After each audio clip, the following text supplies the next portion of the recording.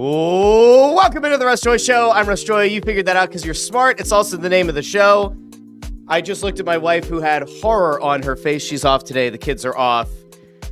We are in the midst of recovering from quite the Halloween in this neck of the woods, which we'll get into. I feel like Halloween has just continued to get better and better each and every year. I can tell you that in my neighborhood, at least, it was the best year for the adult treats going around the neighborhood at night. So I have to thank all of my neighbors. I'll give them a shout out. There's even like a neighbor that I ran into the other day, or who I ran into last night, who was like, "Hey, I really love Snow the Goalie." I was like, I was watching Snow the Goalie and I saw this.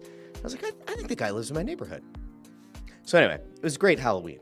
I missed doing the Press Row show last night, which means I missed talking to some of you fine people who are in the comment section now and who I'm sure will continue to join the comment section throughout the show. If you haven't done so already, I know I plug this a lot and I do the whole thing where I say, subscribe wherever you get your podcasts, or go over to YouTube and follow the show. Subscribe to the Russ Joy Show over on YouTube. We are over 100. We're over 400 subscribers. When we get to 500, it's gonna be jersey giveaway time on the drive to 500 subscribers.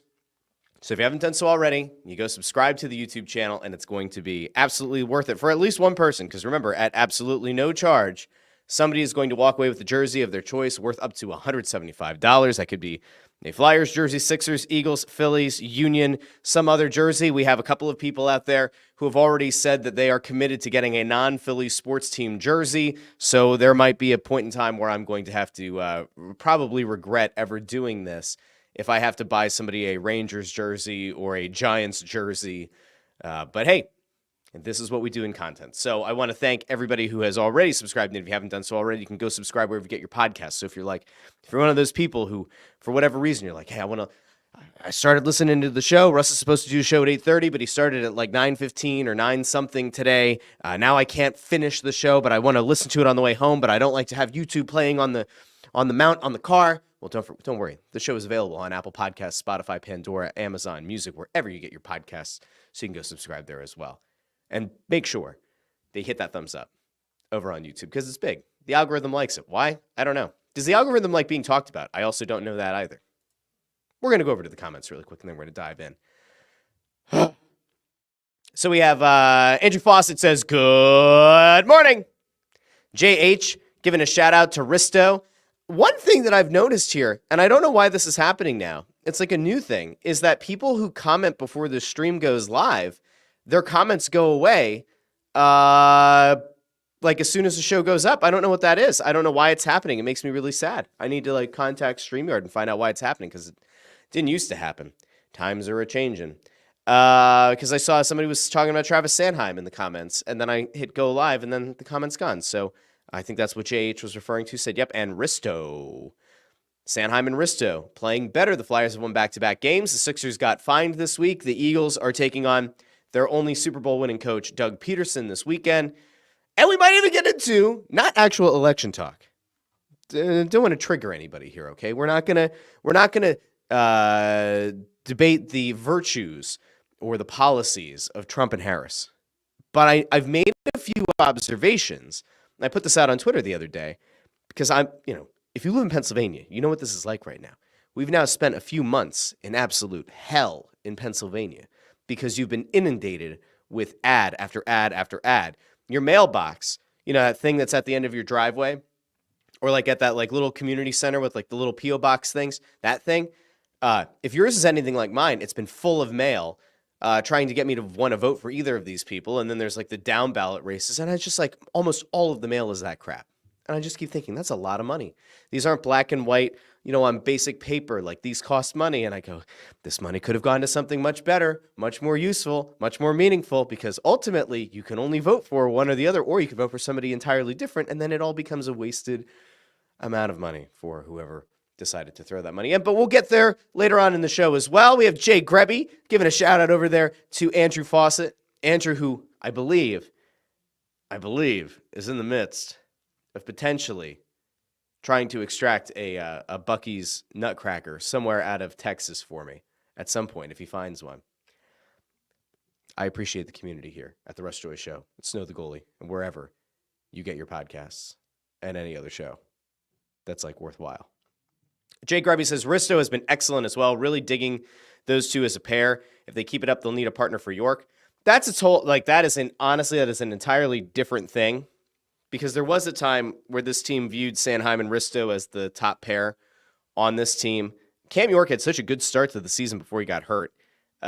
York and Drysdale maybe ends up being something, and you put Andre together with Sealer on the third pair. It's not horrific. I don't ever need to see Eric Johnson in the lineup again, but that's just me. Some people think that I'm ridiculous because I don't see the benefit of playing Eric Johnson in games, but I just call that, actually liking to watch hockey that isn't antiquated or annoying to watch. Andrew Fawcett sends a shout out back to Jay. Says Risto and Sanheim should stay together. York and Andre would be an interesting pairing. Maybe. That could maybe work. Jamie says that my kids look cute. I assume that means that Aunt Sanfoni put the picture of my kids up on the Press Row show. But they, like, three of them had the inflatable things. So one was riding the inflatable cow, one was riding the inflatable chicken or rooster or whatever, and then our daughter was riding the inflatable unicorn.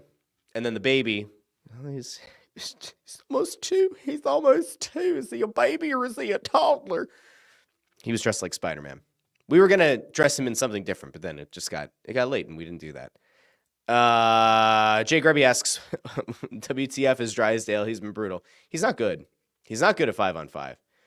Every day that he doesn't improve, even if Cutter Gauthier doesn't put up any points in for the foreseeable future, they will look like they lost that trade. Let's see. JH says, got rid of 6 Costco bags last night. JH, can I tell you? So in our neighborhood, it's a development, I guess. But it's really big. It's like it's not like a cookie cutter, like one street kind of thing. It's a big neighborhood. I don't know what it was. The first year that we moved here, I was like, you know what? We're going to do it. We're going to go full-size candy bars. I'm like, we're going to enter that neighborhood with a bang. Because we'd bought the house 2 months prior. And I was like, let's just go for it. I'm like, we don't know what to expect. We've never gone through that neighborhood trick-or-treating. Full-size candy bars. And there are a few houses, not that many, that do full-size. But we live kind of like in a part where not as many kids typically would come to. So that first year it was like we were left with 2 or 3 boxes. Now my wife, being the responsible person, was like, let's return them. And I, being a man-child, hid the boxes and then continued to eat those throughout the year. Because why wouldn't you? In the years that have followed, I think our house has almost gotten the reputation as being one of the full-size candy bar houses because we went through, I think, 4 boxes of the full-size candy bars this year. Last year, we went through 5. I don't know what the difference was this year, but it seemed like even though the weather was a lot nicer, there weren't as many kids going through the neighborhood this year, even though the weather was beautiful. And we have a lot of people who come in from outside the neighborhood. A lot. Many. Because I know a good amount of the kids that are in this neighborhood, or like a rough estimate of how many. And there are many kids who came from outside of the neighborhood, but we still went through 4 full-size boxes. We didn't have to crack open that big Costco bag. We still had another box left.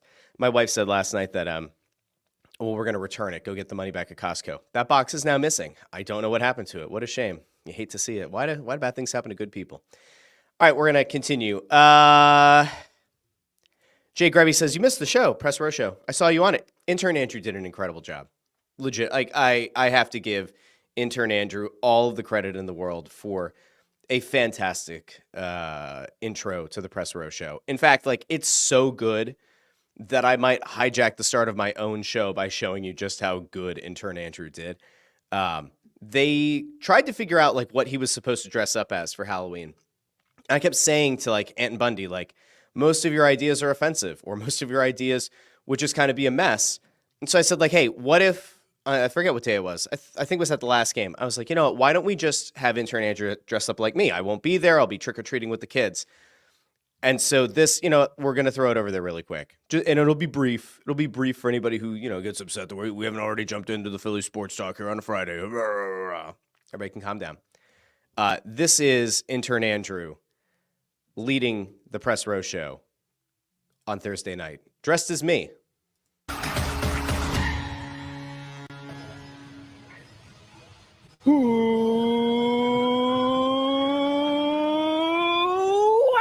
into the Press Row Show, the #1 rated pregame, intermission, postgame show this side of the Mississippi, south of the Arctic Circle, and north of the equator. I'm Russ Joy, Anthony Sanfilippo, Jackie Spiegel, Intern Andrew on the ones and twos. By the way, Intern Andrew, that camera's off by about a centimeter. Can you drop what you're doing and go fix it, please? Because that's definitely affecting the show.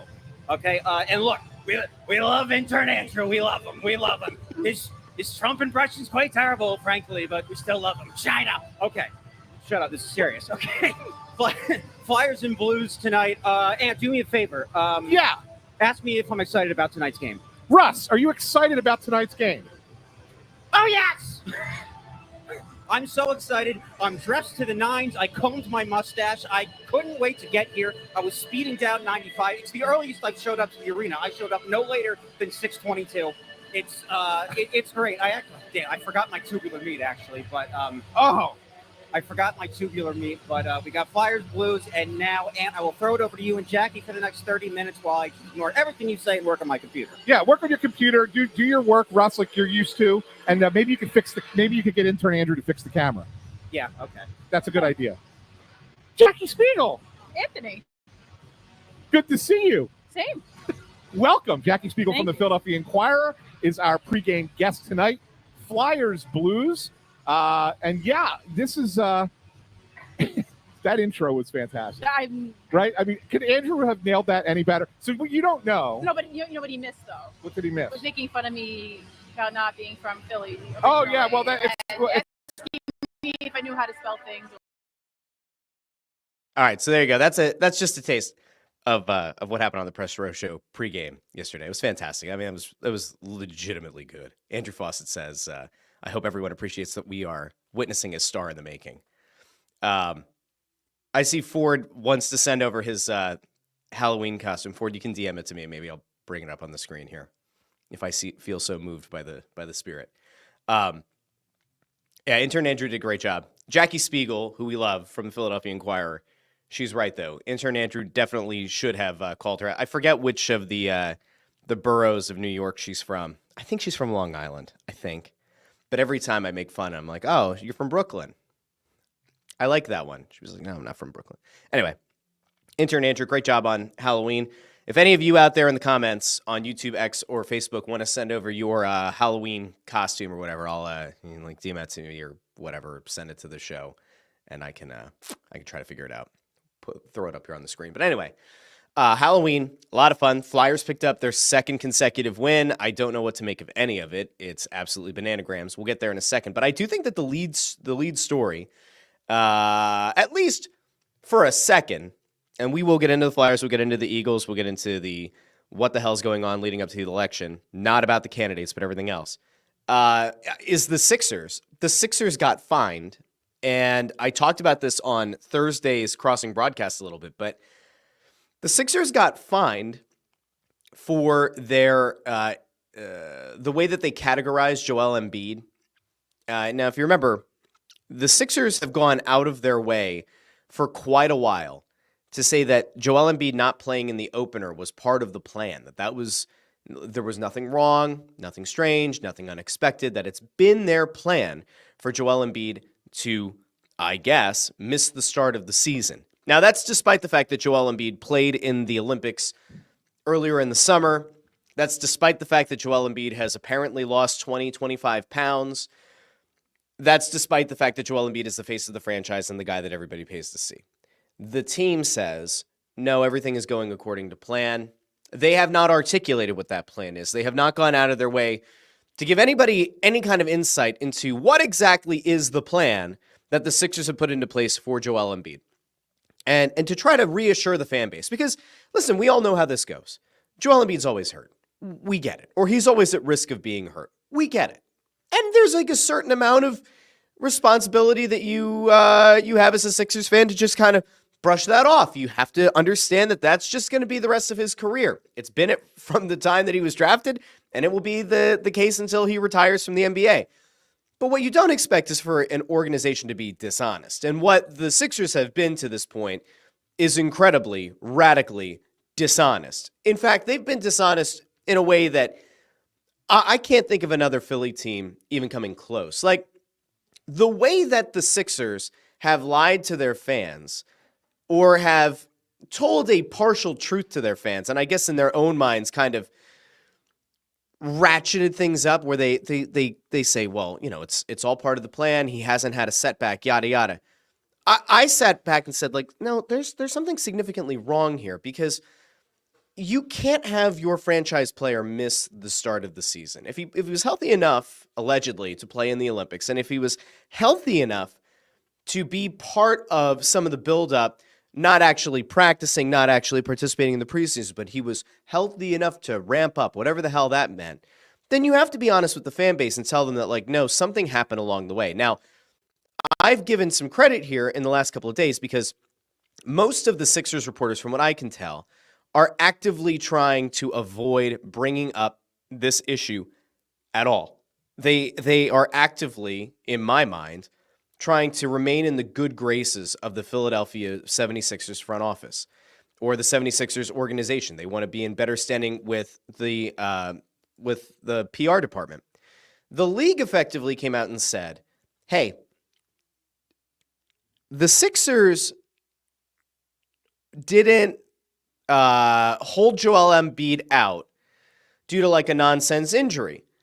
In fact, the league essentially said that like Joel Embiid is hurt. Their problem, the league's problem, is that the message they've been sending to their fans is that Embiid is okay and that everything is going according to plan when in fact Joel Embiid is hurt, where Joel Embiid's knee is messed up. Now, the New York Times was quoted or had a report from the league. They had somebody speak off the record from the league that said that apparently Joel Embiid's knee was viewed as being so unstable leading up to the season opener that the Sixers didn't feel comfortable enough to have him play. Well, that doesn't sound like it's being part of the plan. That in fact sounds like the franchise center, the most important player on the team, is actually injured, is actually hurt, and that is not part of the plan. So, looping back around, I said I've been giving some credit where credit's due, while most reporters are actively avoiding the question, while they're actively avoiding asking any real questions around what the hell is happening, why this has been messaged to the fans in a certain way, despite the fact that the league has now said, in essence, the Sixers have lied to their fans. Kyle Neubeck from PHLY and even Howard Eskin, who, love him or hate him, kind of lives for these moments, they went after Nick Nurse a couple of days ago. I wouldn't say it was a totally adversarial tone, but they went after Nick Nurse on, what day was that? Wednesday, after the league had kind of rendered their ruling. And I want you to hear what Nick Nurse had to say, because in fairness, I think Nick Nurse, who's a very smart basketball mind and is a very good head coach, he's coming off very, very poorly in the way that he's answered questions. He's been very dismissive a few times. But we're going to kind of break this down as we go because it's a little bit long. But you get Kyle Neubeck's question, then you get Howard Eskin. And I want you to let's view, especially for the people who are going to watch this, I want you to view the body language and tell me if this looks like a guy who's comfortable and confident in the plan. All right, let's go over to Nick Nurse now from Wednesday at a media scrum or a press conference. Nick, the league's release yesterday effectively said the problem was not that Joel didn't play based on the medical information. The problem was whatever was communicated by I don't know if it was just you, Daryl, whoever it might have been. So what do we need to know? Like, what is the gap there? And what is to your knowledge, what is the reason that you guys were fine? So there have been a lot of emotions. Now, if we look at Nick Nurse's face here, we're going to actually scrub this video back a little bit. Nick Nurse has gone through a lot here. The initial question gets asked. You could see, shit. There's a big gulp. There's a, who is that? Off. What soft light through yonder window breaks? It is the east, Neubeck is the sun. We get the adjustment of the jacket, of the shirt. Don't worry, nobody's looking at you, your keister there, Nick. And then he, there's a little bit of a chuckle to himself. We get a smirk. He knows what's coming. 10 seconds later, he hones in. The hand is going a little bit. We're locked in. And now we've gotten into, now I got to answer this guy. All right, let's see what Nick Nurse had to say. Fine. I didn't even know we were fined. We were fined. That was made public. So that's bullshit. Okay, so first of all, Nick Nurse says we were fined. I know we were fined. Is that public? Yes, Nick, that is public because that's what happens in the league, and you're aware of that. You know that. This is not good. This is actively a bad look. That's not good. All right, we'll continue. So Nick Nurse doesn't know they got fined, allegedly. Sure. Yeah, I did. Sorry, I didn't. Yeah, there's a press release that they said that your comments as an organization Right. don't match, I guess, wherever Joel is. So I'm just trying to get from that place post-Olympics. You're happy he went. Uh-huh. He's on schedule. He doesn't play. And the league says it's fine that he doesn't play.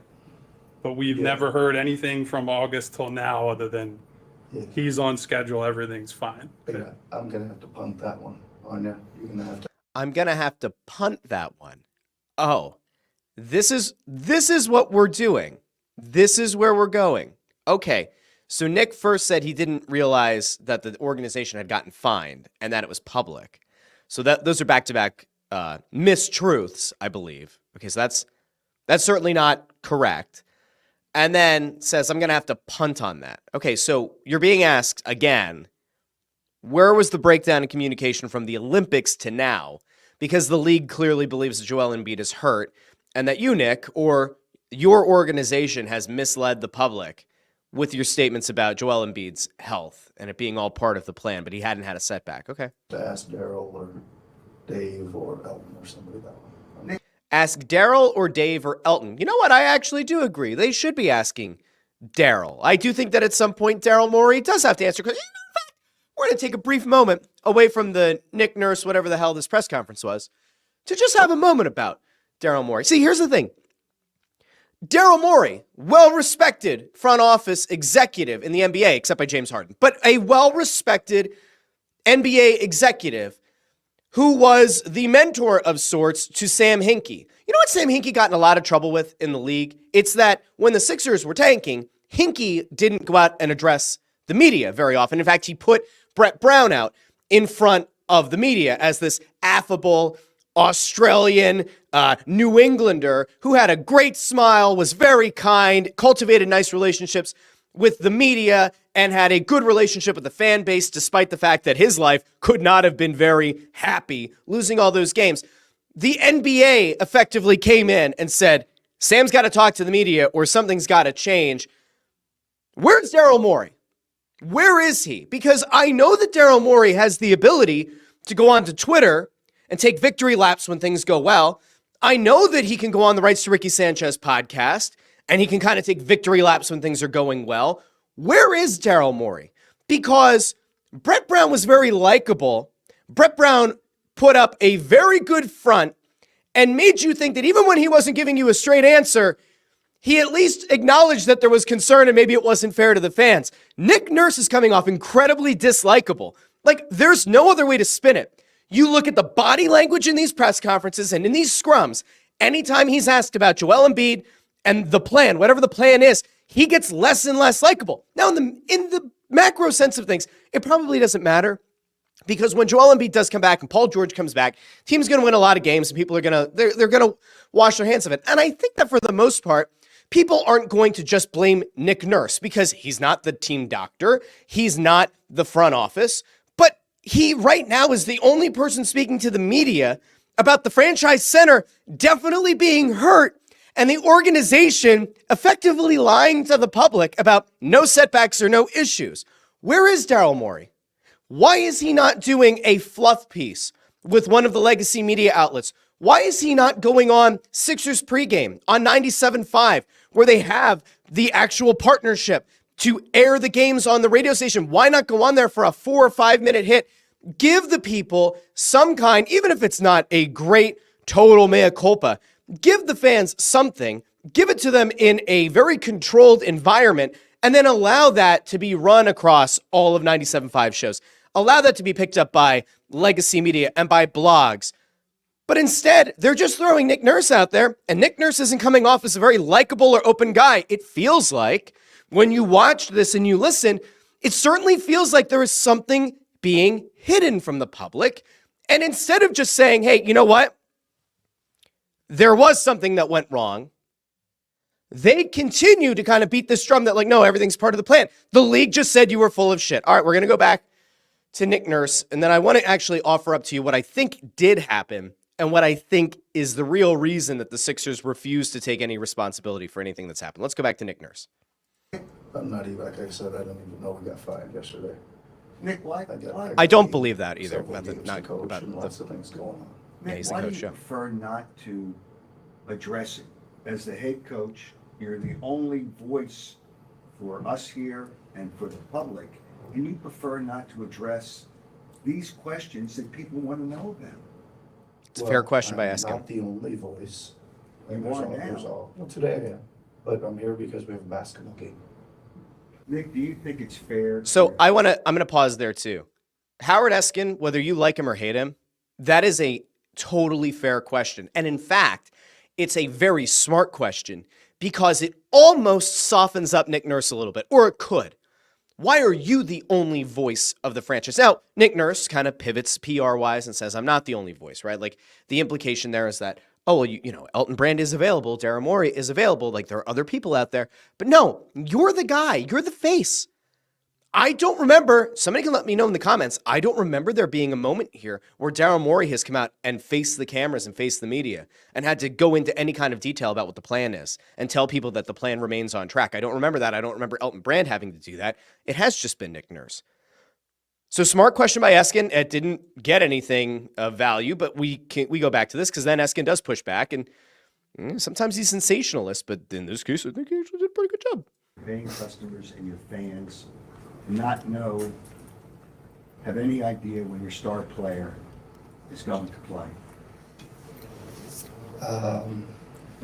That's a big question to lead off with.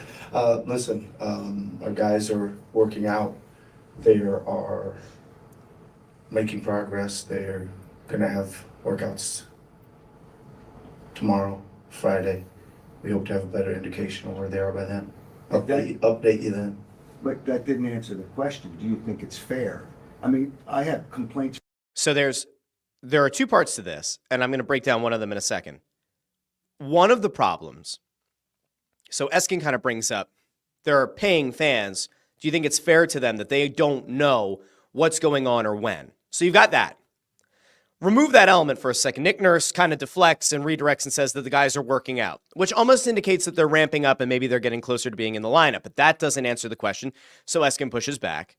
Again, the paying customer thing, there's a smart angle to it, and then there's a not-so-smart angle, so we're going to get there in a second, but let's go back to Nick Nurse. From people, you know, I'm buying tickets and I don't know whether they're going to play. And Well, they're listed. They're listed as out. Yeah. You know, within the league guidelines, we have to list them. That's why the league has those guidelines, and we list them that way. And you do it the day before, but a lot of people buy tickets earlier than that. Well, we don't have all the information all the time, right? The reason you do it the day before is you want to make sure, right? So you know. So is he going? Now, this is actually the part where I do push back, and I think that Nick Nurse is kind of right.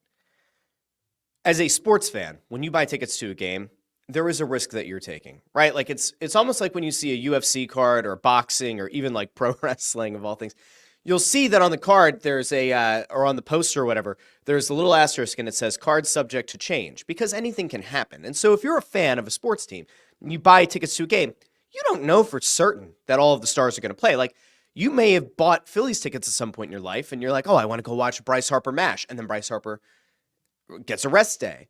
Or you're like, oh, I really want to go watch Ryan Howard and Chase Utley. Well, they're in the midst of like 5 games in 7 days or something, and Charlie Manuel sits those guys or sits one and only one gets up to pinch hit, and you're like, oh, well, I kind of feel ripped off, but at the same time, like, yeah, guys get days off. That part I don't think is fair. I don't think it's fair to kind of go at this from the angle of people buy their tickets many days or weeks in advance.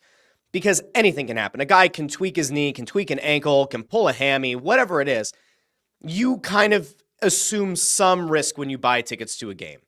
That is my belief, right? And I think that we can all kind of agree to some extent that like that is true. Now, the part that you can kind of push back on here is maybe somebody bought tickets a week or two before the season started because they had been hearing Joel Embiid is on track And so they figured, all right, well, Embiid's probably going to get hurt this season, but at least we can kind of assume that in the beginning of the year he'll be healthy. And so maybe they bought tickets to one of the first games of the year before we find out from the league that the Sixers kind of didn't tell the truth to the public. All right, so we're going to go back to it because, we're doing the full breakdown here.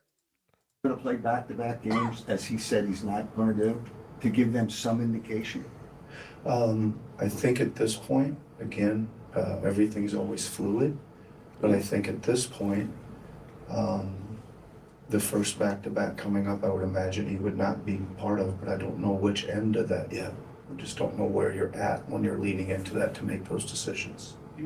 I think that's actually, by the way, like when it comes to the league investigation, I think the thing that probably turned up the heat on this significantly was Joel Embiid saying that he's probably never going to play a back-to-back for the rest of his career, because all the league can hear in that moment is one of our cash cows is effectively removing himself from, I don't know, was it 10 games a year are back-to-backs, maybe 10, but let's say somewhere between 7 and 12.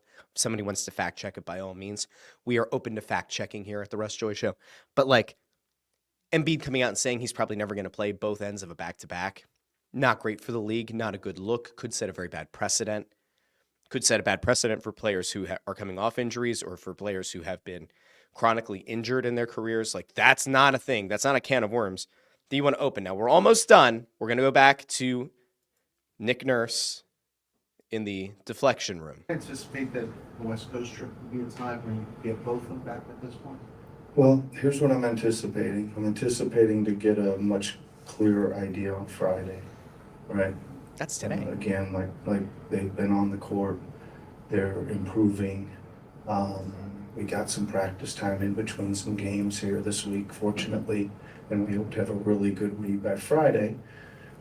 Whether or not they'll be able to be available for Saturday or for the West Coast or whatever.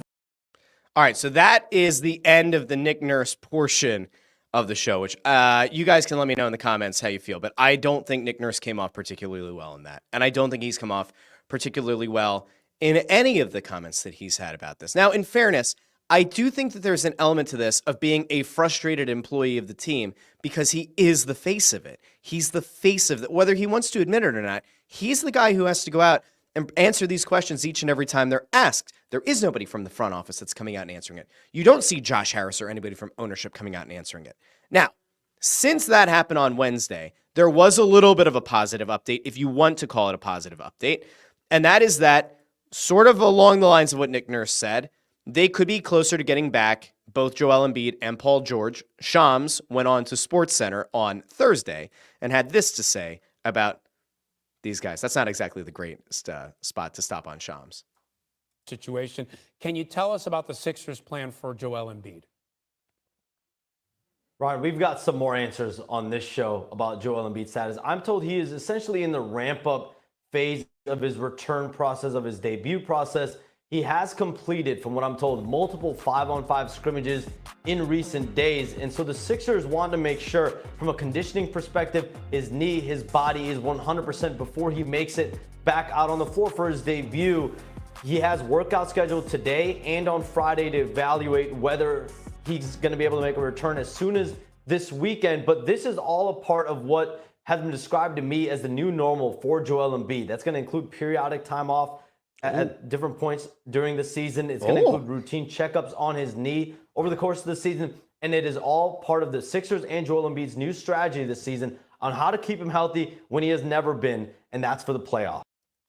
They better, listen, we have to say this really clearly, okay? The Sixers have gotten fined $100,000. They have eroded some of the trust of their fan base yet again because they aren't accurately reporting to the public what's happened in injury timelines and whether it's been a setback. And this whole thing, and Joel Embiid came out and said that he's not going to play the second half back-to-backs. This entire thing has been predicated on the idea that Joel Embiid is going to be healthy for the start of the playoffs. You better fucking hope you're right. If you're the Sixers, you better be right. Because all of this is just shining a very bright light on your team. It's shining a very bright light on one of the most criticized players in the league for not being able to remain healthy. It's putting a bright light on one of the biggest markets in the entire sport and in all of North American sports in Philadelphia. And if it doesn't work, if Joel Embiid doesn't play Let's say he misses 20 games. He plays 60 on the season, right? And he misses out on potentially being in the running for the MVP or being in the running for Defensive Player of the Year for All NBA, which he's publicly said he doesn't care about this year. He's going to miss out on any of those kind of accolades. If he misses all those games for the sake of being healthy in the playoffs, and the playoffs come and he's hurt or he's not 100% healthy or this knee continues to bother him, you're going to look like a bunch of clowns. And there's no other way to put it. Now, you can't control the health of the player. I get it. You can't control the health of a human being. I get it. They are trying to be proactive. And on one hand, I applaud them because the regular season is largely meaningless because you can have a great regular season team that doesn't do jack diddly squat in the playoffs. And at the same time, you're putting all your eggs in this basket, hoping that Joel Embiid is going to be able to remain healthy throughout the season. Shams is there talking about like Joel Embiid is going to take periodic time off during the season. What does that mean? Right? It's like one thing to say he's not going to play both halves of a back-to-back. What does periodic time off mean? And is that something that they've cleared with the league? Does that mean that like Joel Embiid's going to get his knee scoped like every 2 months and he's going to be shut down for like a week, week and a half, 2 weeks at a time? Like, what are we talking about? Because like there are significant implications there, right? There's not only the Howard Eskin point about like the fans who are buying tickets. There's not only the potential loss in revenue. There's not only the black eye that kind of gives the league, right, to have players sitting out like this. But the other thing that it does is it puts you in a really, really, really precarious position. Just in terms of if Joel Embiid, if he can't make it into the playoffs healthy, you have significantly killed your opportunity to win an NBA title. And so many of the things that this Sixers team has done leading up to this point is entirely built around the idea of having a healthy Joel Embiid. Now, I'm going to go back to the thing that I said earlier. First, I'm going to go to the comments. I'm going to tell you what I think is actually happening here, because I think that there's a mistruth that's being told here, but at the same time, in their minds, they could spin it to be true. I don't totally think it's true, but Andrew Fawcett says, did you see Eskin's question about the fairness of buying tickets? Yep, so we went into that. JH says, every presser Nurse gives makes him look like he's trying to imitate Torts, but after getting dropped on the head and huffing glue. That's awful. Andrew Fawcett says, it's hard to have a setback if you aren't actually playing. I disagree, and that's actually going to come to my point here, and I want to make sure that I get that in, and I don't want the show to go incredibly long, but here we are. We're almost 40 minutes in, and all we've talked about is the Sixers. Sorry about that. Andrew Fawcett says, it's no longer the process, it's the plan. Andrew Fawcett says, novel idea to have mics so the reporters' questions can be heard. Flyers should take note. Those aren't mics. That was from Nubek's phone, I believe, so that's why you could hear him so well. And then it's just because it's on his phone. It's still closer. The teams, like the only team that I can remember going down and covering games for where they hand a microphone to the media, I believe was the Philadelphia Union. Like I'm pretty sure that the Union handed mics out to the media as they would go like 1-to-1-to-1. Peter K says, miss watching the show live. Parent conferences today. Best of luck, Peter K. Enjoy yourself out there.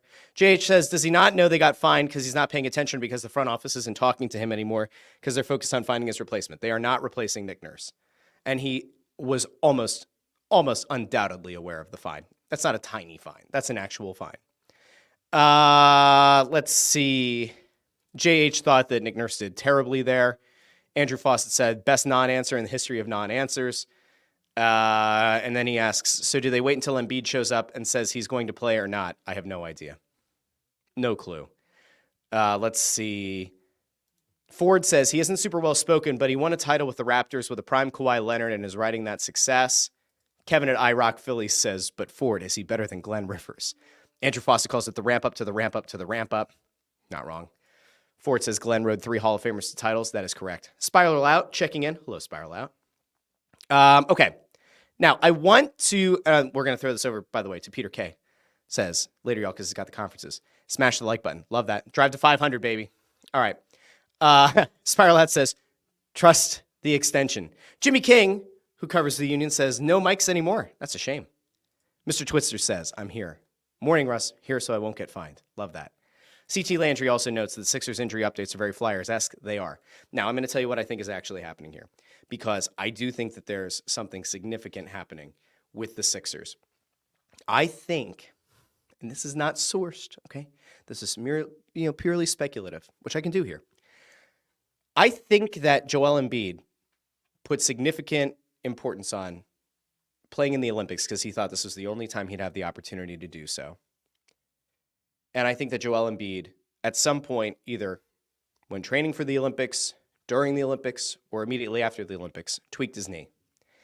And I think that that fundamentally altered everything about what was happening in the offseason. Now, they say that Joel Embiid lost 20 to 25 pounds, so it's possible that he got out of the playoffs or out of the Olympics without getting injured. But I do think that at some point over the course of the following month or two, maybe even in the weight loss, while trying to get his conditioning up, I think he got hurt, or I think he tweaked something. And at that point, the Sixers instituted this brand new plan. And in installing this plan, they set a new timeline for when he would be ready for the season, but they didn't communicate it to the public. And that is obviously a huge problem. But in their minds, when they say it's all part of the plan, what the problem is the fans likely thought that at the end of last season, if Joel Embiid's going to play in the Olympics, the Sixers are going to put a plan in to make sure he doesn't get hurt. And so you're going to have the Olympics is going to be like the start of the plan. The ramp up to the Olympics is the start, and it's going to go all the way through the offseason, all the way through the preseason, and into the regular season, right? So the fans thought that that's where the plan starts, and that's a smart place to imagine that that's where it would start. But what I think actually happened is that the plan started midsummer, whenever he tweaked his knee, and they had to kind of figure out how to get him to ramp back up. So in their minds, they didn't expect him to play in the opener. They didn't expect him to maybe even play in the first week or two.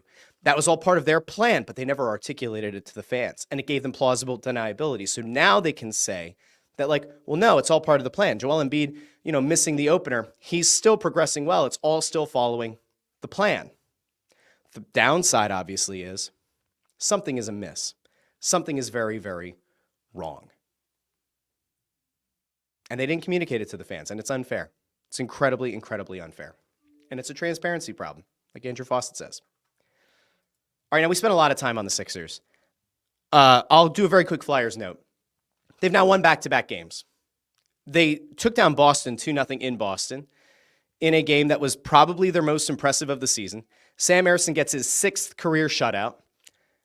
The Flyers continue to make absolutely no sense, okay? Makes absolutely no sense whatsoever that they can go into Boston and win a game like that, but they did. And then on Thursday night, I had to go back and kind of catch up a little bit on DVR and a little bit on highlights, so I can't give you a full breakdown of the Blues game.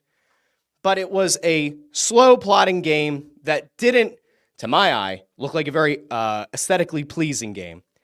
It, at certain points, kind of looked like a beer league game.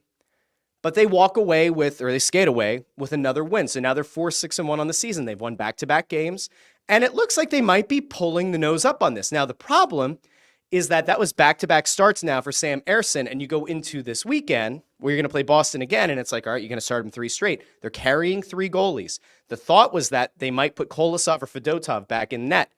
As of right now, it has not happened. That is quite telling to me. This is a team that is very clearly just trying to put some wins, put the wins up, which is okay, but you do have to get a look at the other 2 guys, and you can't carry 3 goalies all season.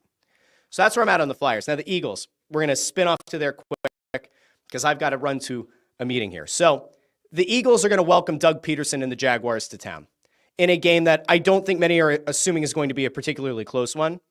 And I think that Doug Peterson could potentially, wouldn't it be almost like weird poetic justice or something? If the Jags get blown out this weekend by the Eagles, it's entirely possible that the team that he won the Super Bowl with is going to cost him his job in Jacksonville. Now, there is a possibility here that Doug makes it to the end of the season. I don't necessarily see a scenario where Jacksonville pulls the nose up on their season. They are quite out of it in the AFC South. They are 2-6 on the season. Houston 6-3 atop that division, and even the Colts are 4-4. Could Jacksonville look to shake things up with a midseason firing? Maybe. I think that what's more likely is you're going to see Jacksonville give Doug Peterson a few more weeks. But if it's an ugly game, then maybe it changes things. Now, I will say to all of you guys really quickly that one of the things that the Eagles are going to obviously focus on is the running game, where they have all of a sudden become one of the best rushing teams in the NFL, which is kind of what many of us expected them to be with Saquon Barkley in the fold. At this point, you would assume that the Eagles are going to go into Sunday's matchup and they're going to go buck wild, except the Jags actually have a pretty decent run defense, and where they're effectively horrible is in the passing game, right? Their pass defense is atrocious. Now, if you look at how the Eagles have approached the last few weeks, we've gotten a very steady dose of Saquon Barkley. We've seen Jalen Hurts run the ball consistently.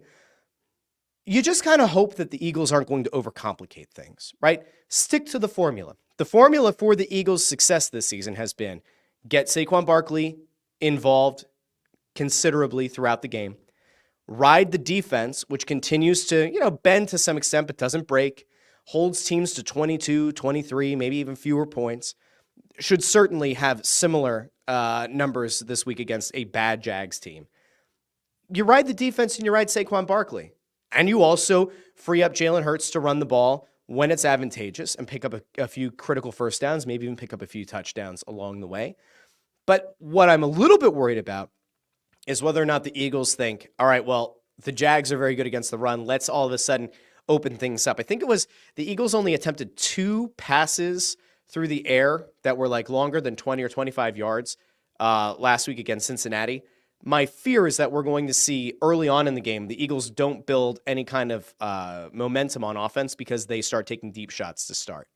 And while I do believe in Devontae Smith and I do believe in A.J. Brown, I want to see the Eagles start the game through the running game and then tear open Jacksonville's secondary through the air, right? Like get it started, get Saquon Barkley feeling good early, mixing Kenneth Gainwell, right?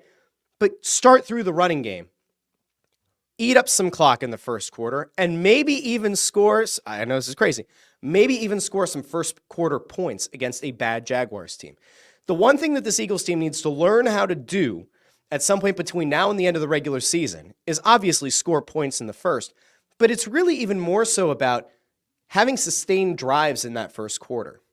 Build up some momentum, build some consistency, and then get your defense to a point where like they're not spending copious amounts of time on the field in the first and they're not getting themselves burned out.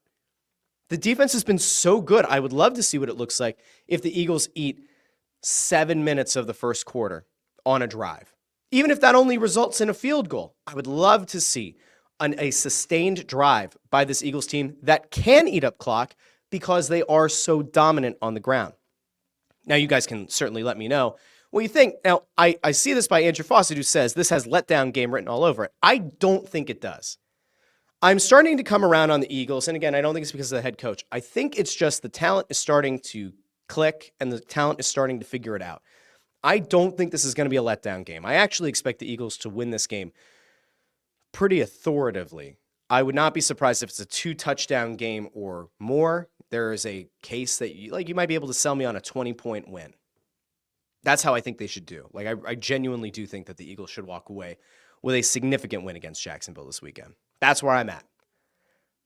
You guys can let me know if you agree or not, but that's where I'm at. Let's see. I'm going to go over to the comments here before we roll out. Connor Allen says, did you ID the Phoenixville kids at the front door last night? I saw somebody in my neighborhood wearing a Phoenixville Phantoms shirt, and I almost yelled at them, but I didn't. Not because I don't like the Phoenixville Phantoms, just because I used to teach there. As Ford will point out, I used to be a teacher. But I did see somebody wearing a Phoenixville Phantoms shirt. Let's see. Ford says, if the Eagles lose this game, then all the goodwill from the Bengals and Giants wins is gone. I don't know if it's that all of the goodwill is gone. I do think that it would have significantly problematic ramifications for the Eagles. It would all of a sudden start up the Nick Sirianni conversation again, which he obviously does not want to have happen, and the Eagles certainly don't want to have happen. Ride a little bit of positivity. Don't forget, after this, they've got the Cowboys, then a short week, right? Then it's only a few days later they turn around and they host the Commanders. Then they're at LA, at Baltimore, before they get a cupcake game December 8th at home against Carolina. So this is a tough stretch of the season coming up. They need to pick up wins against inferior teams like Jacksonville. All right. I'm going to roll out. I have to get ready for a meeting. I want to thank everybody who joined me for this later than usual episode of the Russ Joy Show. I'll be back on Tuesday. I'll be back Monday with Crossing Broadcast, Tuesday with the Russ Joy Show. If you haven't done so already, seriously, please make sure you go out of your way, subscribe to the channel, hit the like button, and if you've been watching or listening, whatever, go into the comments section and leave a comment. For whatever reason, YouTube likes that. So I want to thank all of you for joining me, and I will talk to all of you next Tuesday at 8:30 a.m. here on the Russ Joy Show. Have a great rest of your day, and have a fantastic weekend, everybody. Talk to you soon.